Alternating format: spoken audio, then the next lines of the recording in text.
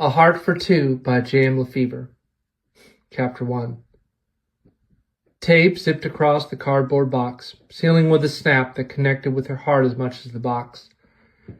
Kneeling on the faded linoleum floor of the narrow two-bedroom apartment, Rhonda felt the gravity of the present outweigh the boxes of the past, scattered like cast-off at sea around her.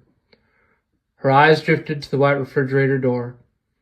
A rainbow magnet held up a crayon drawing of a girl holding flowers, with a crooked heart next to the word, Mommy, written in very capitalization. The cat calendar hanging beside it had August 31st circled in bold red, the words, Move Out, written in black marker next to it, a reminder that today marked a new beginning. Rhonda had been counting down the days, but now that it was here, a twinge of sadness mixed in her heart. She glanced at the clock. It was just a little after 10.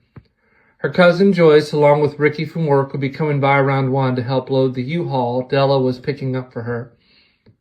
As she surveyed the small assortment of boxes, the culmination of her journey so far, she thought about how each box held memories, both of laughter and the tears that led to this moment. Filling a glass of water to quench the dryness that seemed to strangle her throat and her thoughts, she stared out the window at the cement landscape around her. Just as she turned to finish with the pantry, a crashing sound from the hall caught her attention. Dropping her glass, she headed toward the noise, a small voice answering the question as to what was happening. Mama, look what I found, came the half-muffled answer. Sifting through the top, half-open box that spilled down the hall, a mess of blonde hair half-pinned with strawberry shortcake clips raised from behind the box. With a grin showing off the latest tooth coming in, Krissy held up a pink loose-leaf post-bound scrapbook. Rhonda wiped her hands and knelt on the floor beside her daughter. The item she was shoving into her mother's lap had a simple cut-out title, Superstar, with a Polaroid glued to the highlighter and glitter-bombed cover. How did you find that, sweetheart? Rhonda asked as she ran her hands over the paper. I was looking for my koala and I thought I saw it in this box. I could almost see all the way in when everything fell over. Her eyes widened in wonder. At the bottom of the box was this, she said, holding the book tightly in her pudgy hand. What is it? Rhonda felt a pang of nostalgia wash over her as she looked at the cover. It had been almost 10 years since she'd last looked through the memories that had been carefully collected, but were now hidden away. It's a scrapbook, honey, from when I was a teen in Wisconsin. Krissy's eyes widened as she looked through the old photographs. The yellowed edges held the pictures of a much younger version of her mom, wearing miniskirts and giant bell-bottom jeans. In several pictures was a boy with sandy brown hair by a boat, and a girl with very curly hair standing outside by a diner. Is that where we're moving to? Krissy asked. Sort of, sweetheart. That's Bass Lake. It's near where we're moving. I spent a lot of time there during the summer when I was growing up. You remember Grandma's house, right? She's so excited to see you. She set up a room you have all for yourself, and it's got a nice backyard, and the schools are really good from what I heard from my cousins. But what if I don't make any new friends? Krissy's eyes searched her mom's with all the hope her years could give her. You'll make lots of friends in Waukesha. And 3rd grade's a big year. You'll get to learn cursive and write big pretty letters like I do. I don't know, Mom. My handwriting will never be as pretty as yours. You're going to do fine, Rhonda told her. Here, help me get this packed back up.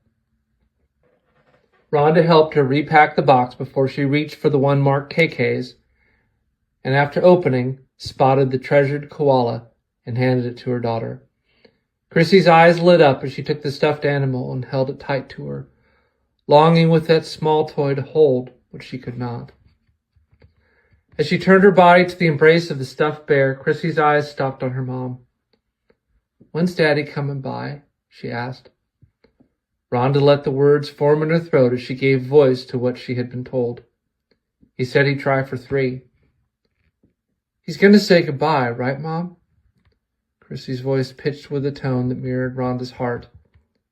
He said he'd try, Rhonda answered, trying to find more belief behind the words than her heart would give it. Looking back toward the window and the darkening clouds on the horizon, she glanced at the clock. Hopefully the rain would hold off till after Della got there with the U-Haul. "Are you all packed up?" she asked, to turn the attention back to Krissy. "Yes," she answered, her voice quieter now. "Maybe double-check your closet and go look under your bed, too, okay?" she asked as she encouraged her back toward her little room. "Okay," was the half-hearted response as she meandered down the hall, the koala tucked tight under her left arm. Rhonda picked up the scrapbook and flipped through the paper time machine before placing it back within the box and heading back to the kitchen. She looked through the drawers and wiped them down as she went. Not that she was worried about the deposit, they would get mailed to her sometime before the next century, but she didn't want to risk it. Her body ached as she readied herself for the 8-plus-hour drive, hoping to get in by midnight if everything went as planned for their little caravan from western Ohio. She was grateful that Joyce was going to be driving the U-Haul and then take a cheap flight from Chicago back to Columbus. The last 2 years had been such a blur. After Donnie left, Della had helped her get a position in clerical at NCR, which had been a lifeline that allowed her and Krissy to navigate their independence after the roller coaster 6-year marriage to Donnie.